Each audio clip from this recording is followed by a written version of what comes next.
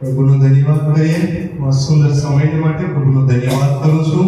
માન મહિમા પરમેશ્વરને આપું છું કે પ્રભુની કૃપા દયાથી પ્રભુના ભવનની અંદરમાં મને અહીંયા ઊભવા માટે આ પુલપીઠ ઉપર મને સ્થાન આપ્યું. તો પ્રભુનો ખૂબ ખૂબ ધન્યવાદ કરું છું.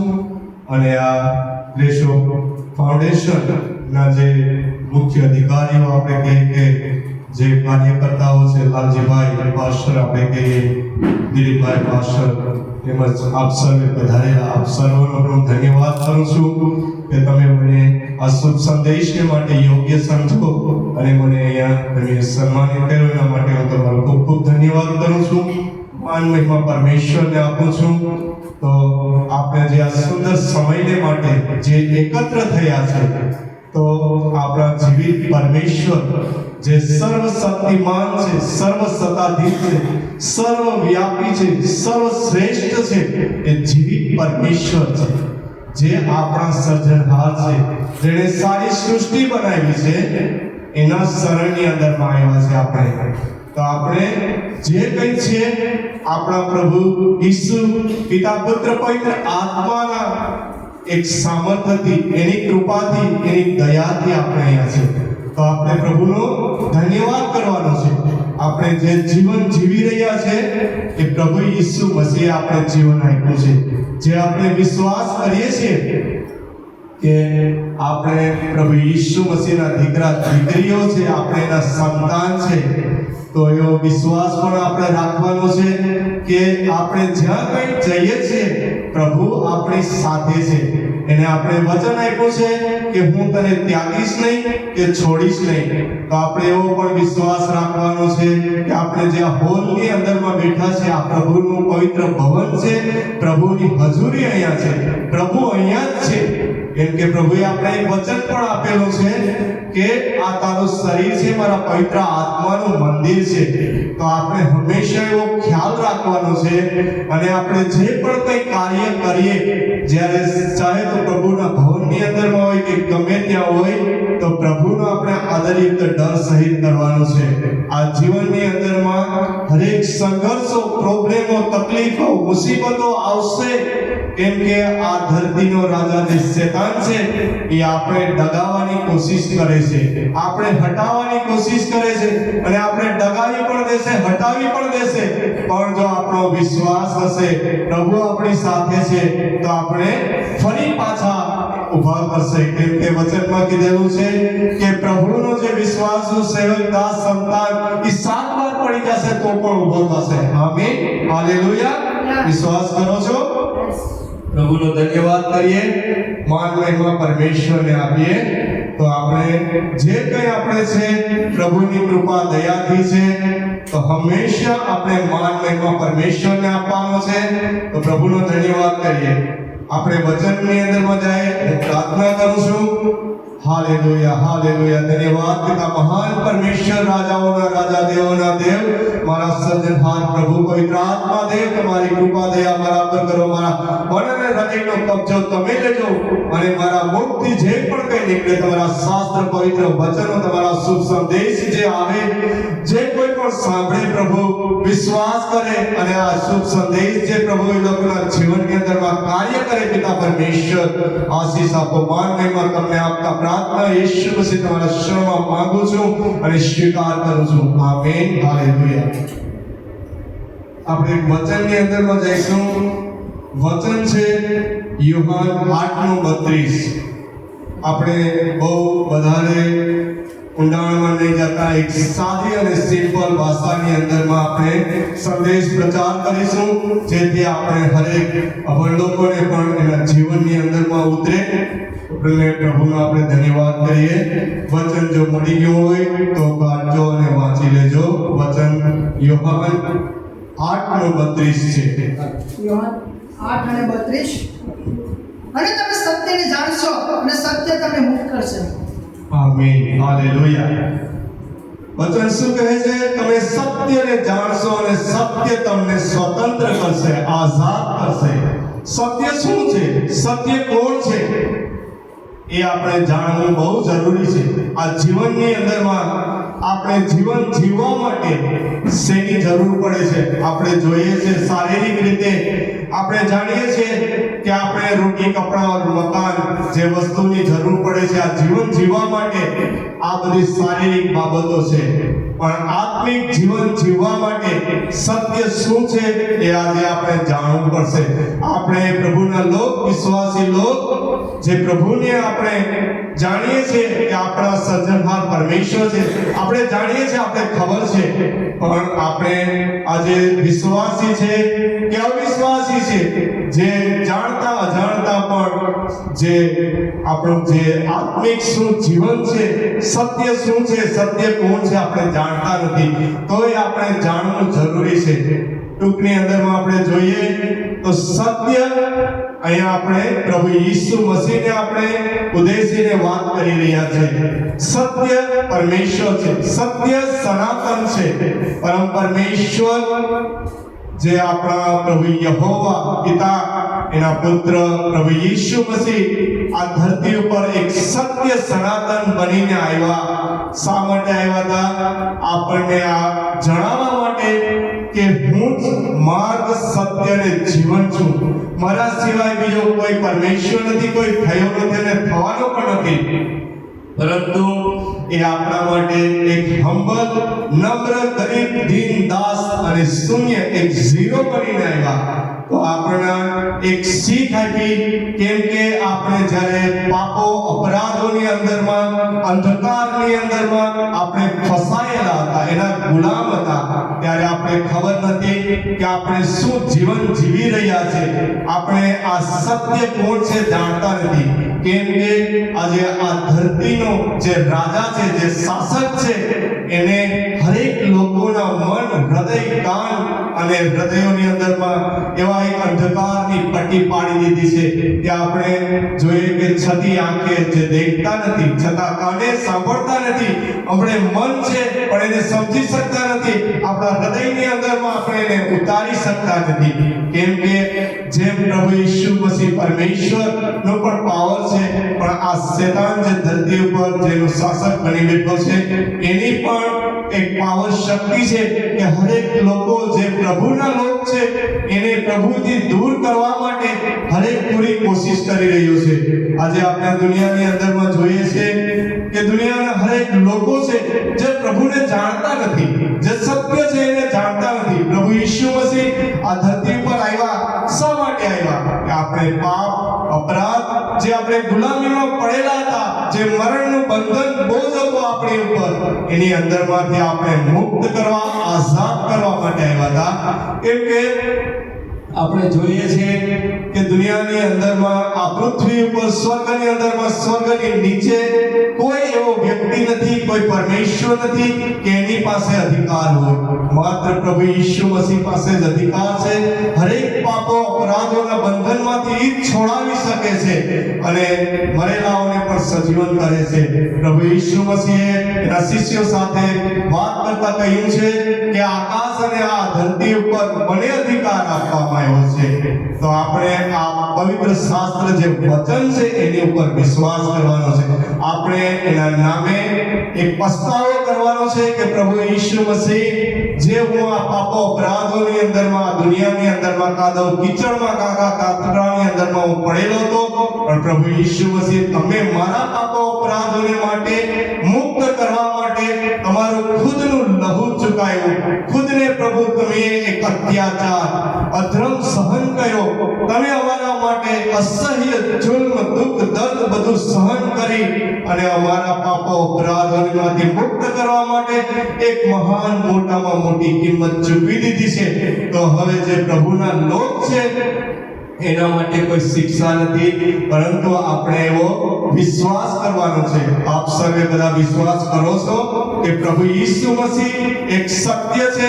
એ સત્ય આપણે આઝાદ કરનાર છે, એના સિવાય બીજો કોઈ છે જ નહીં. આજે દુનિયાના લોકો છે વિશ્વાસ કરતા નથી, નામ જાણે છે, પણ આજે દુનિયાના હરેક જુદા જુદા બંધનોની અંદરમાં, આ દુનિયાના જે રીતિ રિવાજો છે, જે કાયદા કાનૂનો છે, જે દુનિયાની અંદરમાં દેવી દેવતાઓ છે, આપણે મૂર્તિ પૂજાની અંદરમાં, પ્રોબ્લેમોની અંદરમાં, એની અંદરમાં સપડાયેલા છે, કેમ કે એ આઝાદ કરતા નથી.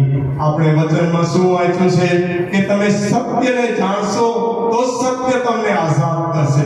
તો સત્ય કોણ છે? આપણે જાણીએ છીએ કે પ્રભુ ઈસુ મસીહ એક સત્ય છે, એ જ આપણે મુક્ત કરનાર છે, એવો આપણે વિશ્વાસ કરવો જોઈએ.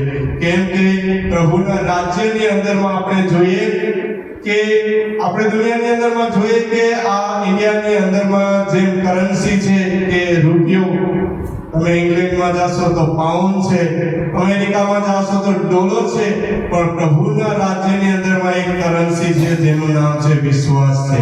આમીન, હાલેલુયા. હું પ્રભુનો ધન્યવાદ કરું છું.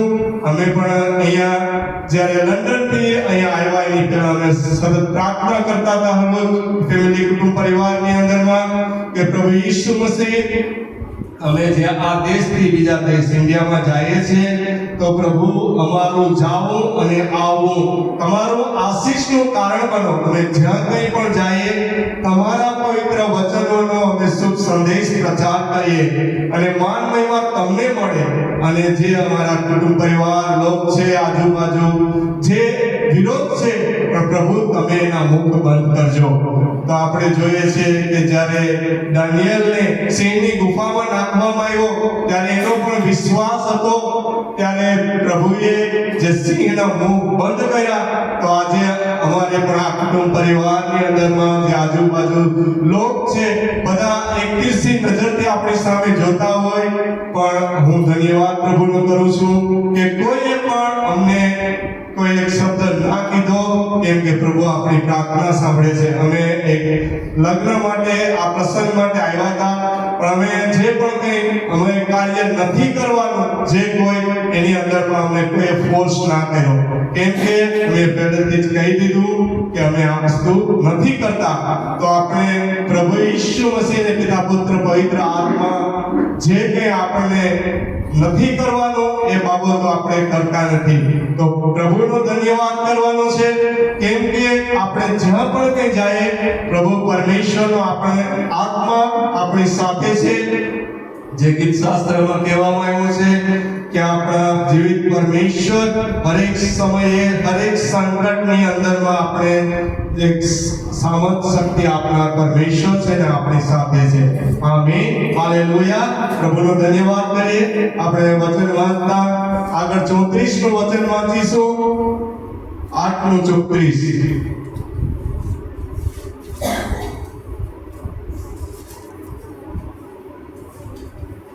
યોહાન 8 આપણે 32 વાંચી ગયા, 34 વાંચીશું 34. માથી 8:34. ત્યારે જુઓ આખો નગર ઈસુને મળવાને બહાર આવ્યો અને તેમને જોઈને તેઓએ તેમને વિનંતી કરી. યોહાન 8:34.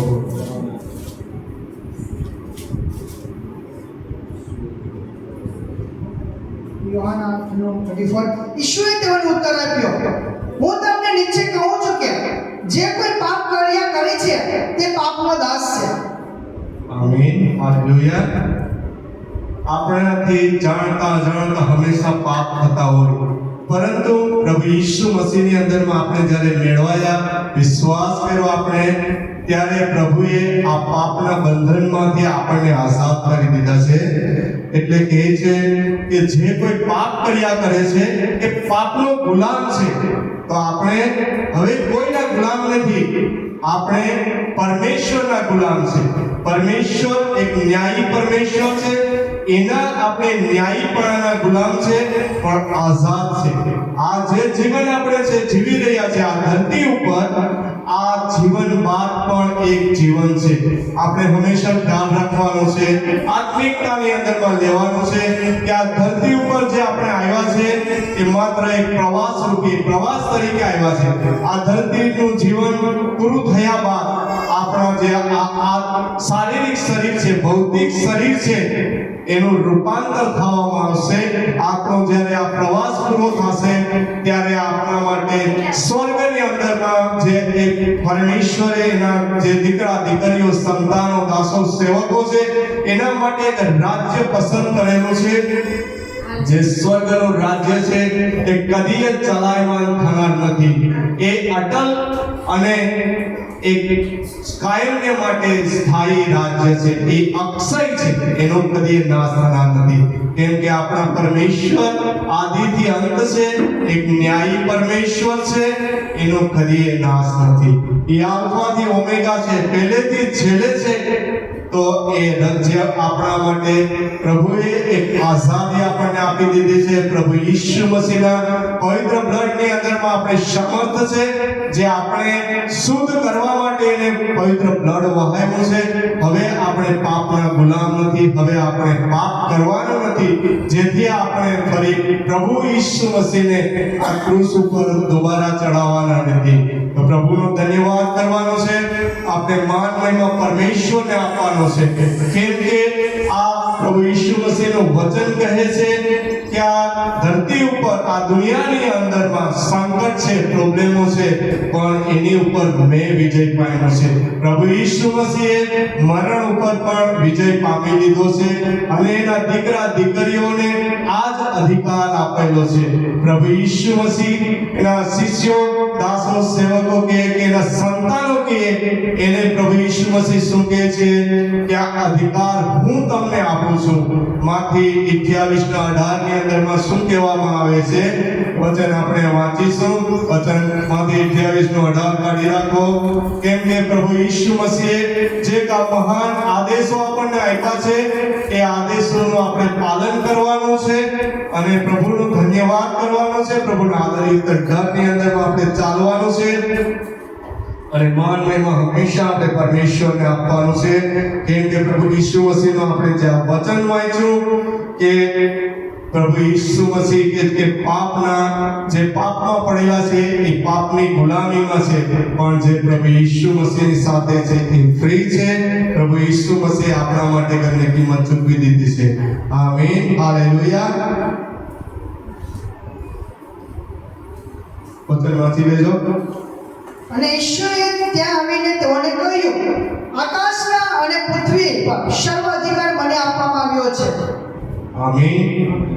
આપણા પિતા, આપણા શારીરિક માતા પિતા છે, જેના દીકરા દીકરીઓને હરેક અધિકાર આપી દે છે. જેમ શારીરિક આપણા ધરતી ઉપરના પિતા હોય, એના દીકરા કે દીકરીઓ હોય, એને જે એની પ્રોપર્ટી હોય, એને વારિસ હોય, એને આપી દે, એ પ્રમાણે પ્રભુ પરમેશ્વર આપણા પિતાએ આપણે આ અધિકાર આપી દીધો છે. સ્વર્ગના રાજ્યનો પણ અધિકાર આપી દીધો છે. આપણે જોઈ ગયા કે સ્વર્ગની અંદરમાં જે પ્રભુનું રાજ્ય છે એની અંદરમાં જવા માટે પણ આપણે અધિકાર આપ્યો છે. કે અહીંયા પ્રભુ ઈસુ મસીહ આપણે શું કહે છે કે એની પાસે સર્વ અધિકાર છે, કોઈ એક બે અધિકાર નહીં. પ્રભુ ઈસુ પાસે સર્વ અધિકાર છે. આ દુનિયાનો જે અધિકારી આપણે શેતાન કહીએ, એની પણ હરેક શક્તિ સામર્થ્ય ઉપર પરમેશ્વરનો અધિકાર છે. એ જ અધિકાર આપણને પણ આપવામાં આવ્યો છે. આપણે લુકના 10:15 હમણાં વાંચી ગયા કે આપણે હરેક બિચ્છુઓ કે સર્પો કે આ શેતાનની સર્વ શક્તિઓ ઉપર અધિકાર આપેલો છે. આ જ અધિકાર આજે આપણી પાસે છે. પરંતુ શરત એટલી છે કે આપણે સત્યને જાણવાનું છે, સત્યને સ્વીકારવાનું છે, સત્ય કોણ છે એ આપણને સમજવાનું છે. ત્યારે આપણે ખબર પડશે.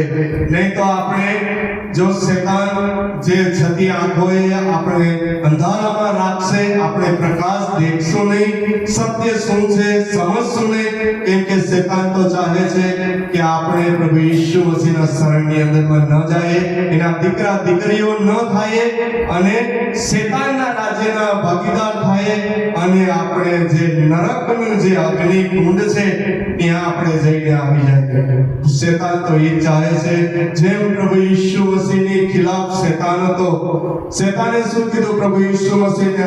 આપણે માર્કની અંદરમાં કે માથીની અંદરમાં 4 ના અંદરમાં પણ આપણે જોઈએ છે કે શેતાન પ્રભુ ઈસુ મસીહ પાસે આવે છે અને એની પરીક્ષા કરે છે, દેખાડે છે કે આ દુનિયાના સારા અધિકારો, આ દુનિયાની સારી શક્તિ, મોહ માયા, ધન સંપત્તિ બધું મારું છે, જો તું મને પગે પડે મારું ભજન કરે તો હું તને આપીશ, મારી પાસે આ અધિકાર છે.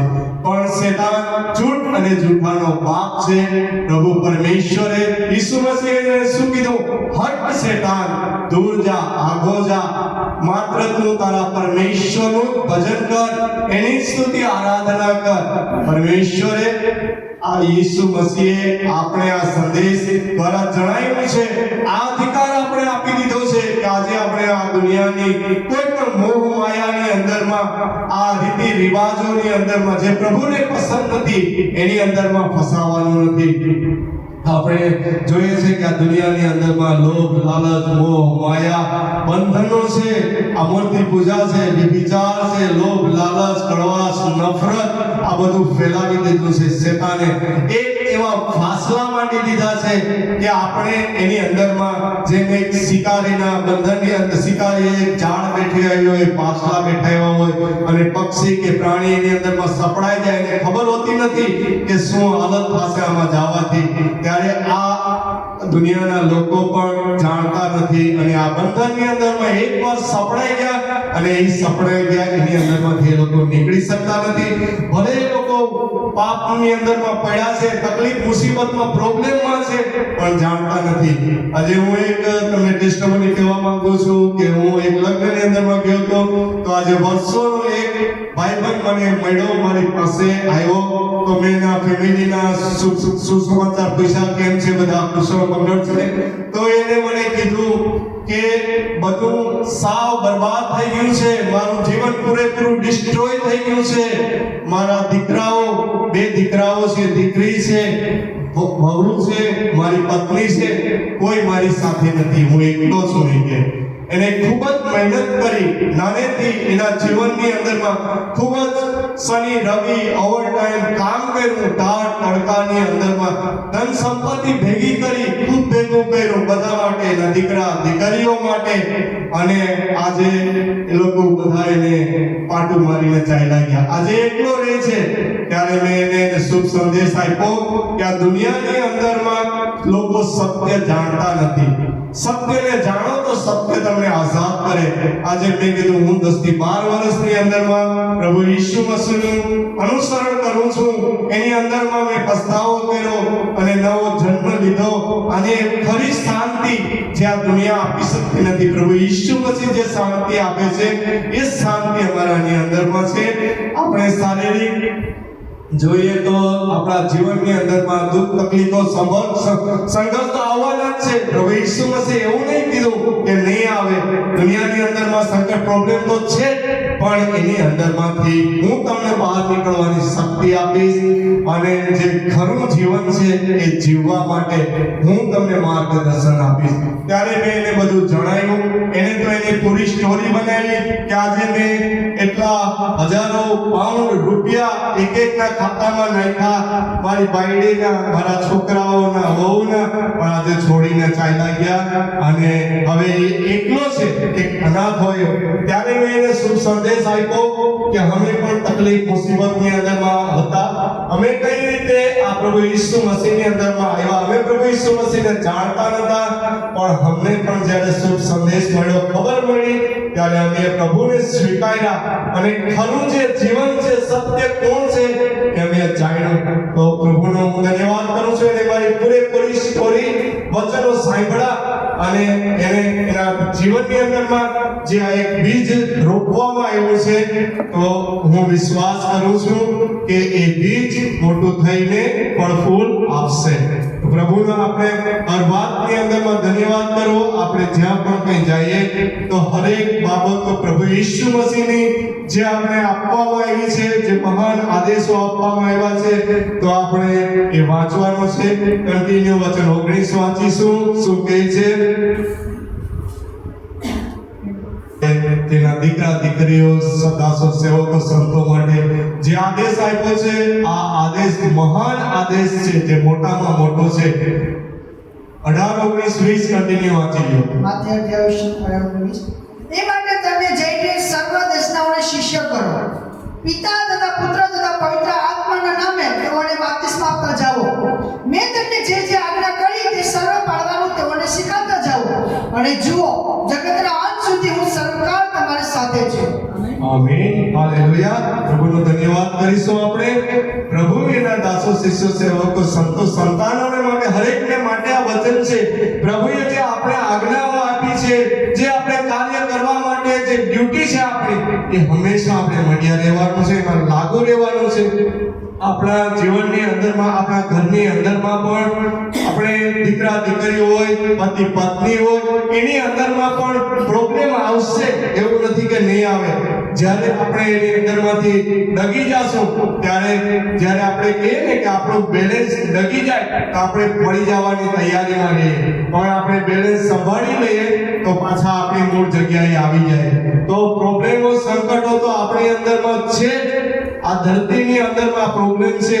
આપણે એક દાખલો લઈએ કે પાણીની અંદરમાં એક હોડી હોય, નાવ હોય, વહાણ હોય, એ પાણીની અંદરમાં તરી રહ્યું છે, પણ એની અંદરમાં એ પાણી નથી આવવા દેતી. હોડી, નાવ હોય કે બોટ હોય, જો એની અંદરમાં એ પાણી આવી જાય તો શું હાલત થાય?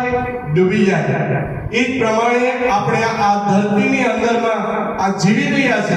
આજુબાજુ આપણા જે ફેમિલી, કુટુંબ, પરિવાર છે, આપણા જે કંઈ શેતાનના જે બંધનો છે, શેતાનને જે કંઈ જાળો ફેલાવેલી છે, એ આપણાની ફરતે હંમેશા ફરતી જ ફરે છે. એ જ પ્રમાણે પ્રભુ ઈસુ મસીહની પણ એક રૂહ છે, એનો આત્મા છે, એ આપણી સાથે છે. જો એ આપણી સાથે નહીં હોય, પ્રભુના વચન આપણી પાસે નહીં હોય, પ્રભુની સામર્થ શક્તિ આપણી પાસે નહીં હોય, ત્યારે એ આપણે અટક કરી જશે. કેમ કે આ પ્રભુ ઈસુ મસીહના વચન શું છે? એક વેપન છે, હથિયાર છે, એક બેધારી તીક્ષ્ણ તલવાર છે. ત્યારે આપણી સાથે હશે તો આપણી અંદરમાં આ કોઈ શસ્ત્રો, એટલે કે દુનિયાની કોઈ મહામારી કે શેતાનના કોઈ જે ષડયંત્રો, યોજનાઓ એ કાર્ય નહીં કરે. જે પ્રભુ ઈસુ મસીહ આપણા માટે મહાન આદેશો આપ્યા છે, જે પ્રમાણે જે વસ્તુ નથી કરવાની એ પણ શાસ્ત્ર વચનમાં લખેલું છે, એ પ્રમાણે આપણે કરવાનું છે. પ્રભુ ઈસુ મસીહને જે ગમતી હરેક બાબતો કરવાની છે. આપણા જીવનની અંદરમાં આપણે હોડીનો જેમ દાખલો લીધો કે આપણે હોડી પાણીની અંદરમાં ચાલતી હોય, આપણે આ દુનિયાની અંદરમાં જેમ રહેવાનું છે, પણ દુનિયાના જે આ રીતિ રિવાજો છે, જે કોઈ આ મૂર્તિ પૂજા કે વિચાર છે કે ઘણી વસ્તુઓ આપેલી છે, આપણે એની અંદરમાં પડવાનું નથી. પણ પ્રભુ ઈસુ મસીહના જે આદેશો છે, આજ્ઞા છે, હંમેશા એનો આદરયુક્ત ડર સાથે ચાલવાનું છે. આમીન. હાલેલુયા. પ્રભુનો ધન્યવાદ કરીશું. આપણે એવો એક વચનની અંદરમાં વાંચીશું. પ્રભુ ઈસુ મસીહ જે કહેવા માંગે છે આપણને, લુક 4:18 શું કહે છે આપણે વાંચીશું. કેમ કે પ્રભુ ઈસુ મસીહ પણ એક વચન દ્વારા વાત કરતા હતા. શેતાનનો સામનો કર્યો હતો ત્યારે પ્રભુ ઈસુ મસીહે પણ એના વચન, જે બેધારી તલવારો હતી, એને દ્વારા પ્રભુએ ફાઇટ કરી હતી. આજે આપણે દુનિયાની અંદરમાં કોઈ માણસો સાથે કે કોઈ આપણે લહુ માંસની લડાઈ લડવાની નથી, ઝઘડા કરવાની નથી, પણ પ્રભુ ઈસુ મસીહના જે વચનો છે, આ વચન દ્વારા આપણે વાત કરવાની છે અને એ વચન દ્વારા એનો સામનો કરવાનો છે. મેં ગઈકાલે એક જગ્યાએ અમને ભોજન માટે આમંત્રિત કર્યા હતા કે આવો આવો. અમારા વિશ્વાસી નહીં પણ અમારા એક મિત્ર છે અંતના, તો અમારા માટે એ જ્યારે પણ આવ્યા ત્યારે આગ્રહ ભર્યા, અમને આમંત્રિત કરે. તો જ્યારે ગયા હતા ત્યારે અમુક વાતો એના મનની અંદરમાં, એના દિલની અંદરમાં હતી બાઇબલ વિશેની. પણ આપણે કહીએ ને કે માત્ર અડધું જ્ઞાન કે બે જ્ઞાન, પૂરું જ્ઞાન ના હોય, તો અમે એને થોડા ગઈકાલે પવિત્ર વચન, પવિત્ર શાસ્ત્ર, બાઇબલના વચનો દ્વારા પણ એની સાથે વાત કરી.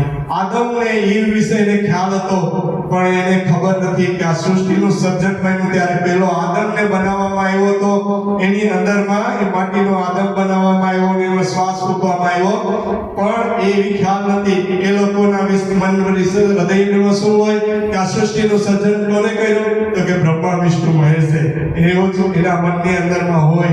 અને આ જે દુનિયા આખી જોઈએ છે કે એની જ અંદરમાં પૂજા પાઠની અંદરમાં બંધનોમાં પડેલી છે. ત્યારે મેં એને કહ્યું કે આ સૃષ્ટિનું સર્જન નહોતું થયું ત્યારથી આ શરૂઆત બાઇબલ જણાવે છે. તો એને પણ જરાક ઝટકો થોડો લાગે અને એને ખ્યાલ આવે, એ પણ વિચાર કરે. તો આપણે જ્યારે ચાન્સ મોકો મળે ત્યારે થોડા જે અર્ધ જ્ઞાનીઓ છે, થોડા અલ્પ વિશ્વાસીઓ છે, એને પણ આપણે શુભ સંદેશ આપતો રહેવાનો. પ્રભુનું વચન મળી ગયું તો આપણે વાંચીશું લુક 4:18, લુક 4:18. પ્રભુનો આત્મા મારા પર છે, કેમ કે દરિદ્રીઓ આગળ સુવાર્તા પ્રગટ કરવા માટે તેમણે મારો અભિષેક કર્યો છે. બંદીવાનોને છૂટકો થતા, આંધળાઓને દ્રષ્ટિ પામવાનું જાહેર કરવા, ઘાયલ થયેલાઓને છોડાવવા.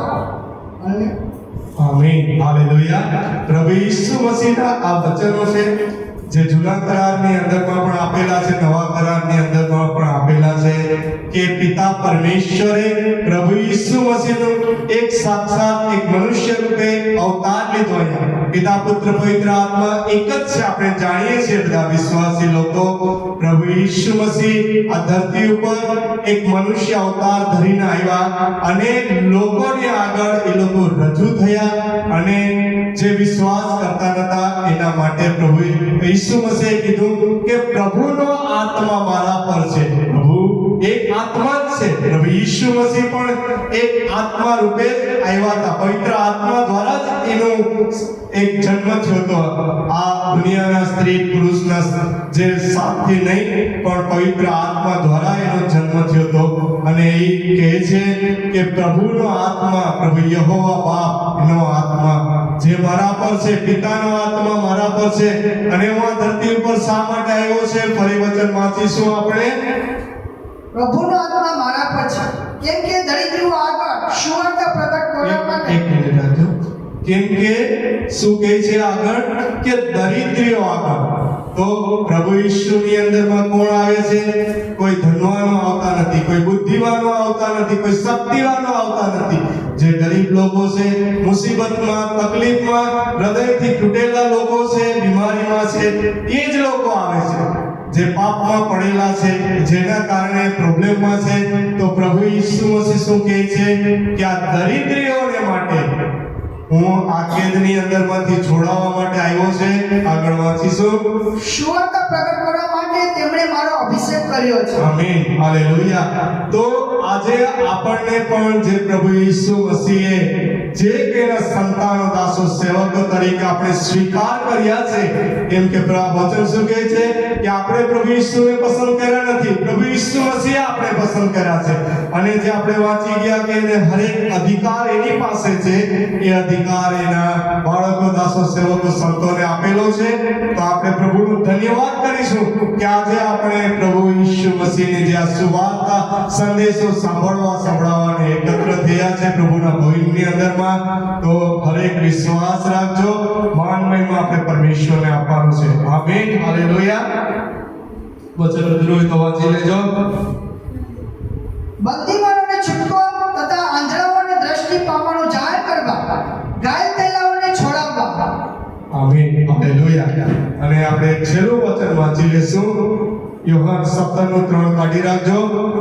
આપણે જોઈએ છીએ કે પ્રભુ ઈસુ મસીહે કીધું કે માર્ગ, સત્ય અને જીવન હું છું.